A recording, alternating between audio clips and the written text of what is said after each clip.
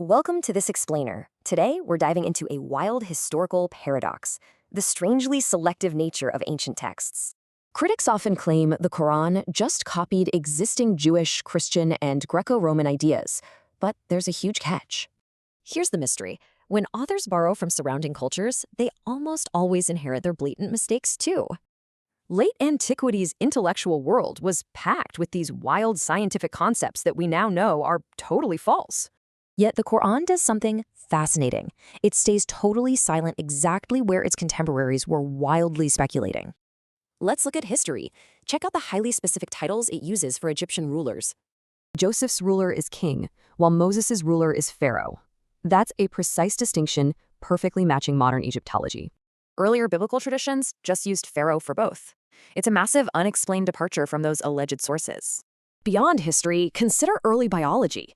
Ancient philosophers constantly debated if life came from earth, fire, air, or atoms. But the text explicitly claims all living things originated from water, which hits the nail on the head biologically. It also entirely sidesteps Galen's famously flawed embryology and Aristotle's concept of an eternal cosmos. It even describes iron as being sent down, strangely echoing our modern understanding of stellar origins.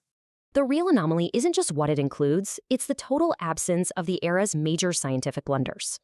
Now, skeptics do raise a really valid counterargument. None of these accurate examples are uniquely Islamic. Critics argue these historical distinctions could just be pure coincidence, or maybe meant entirely as metaphors.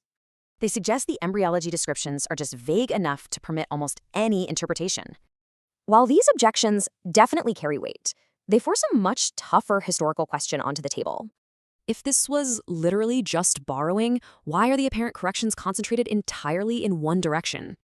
Explaining similarities with older texts is easy, but explaining these precise divergences, that's the real challenge. You're left to choose between three things: pure coincidence, brilliant literary selectivity, or genuine divine revelation. So what do you think? How exactly did this ancient text dodge the greatest blunders of its era?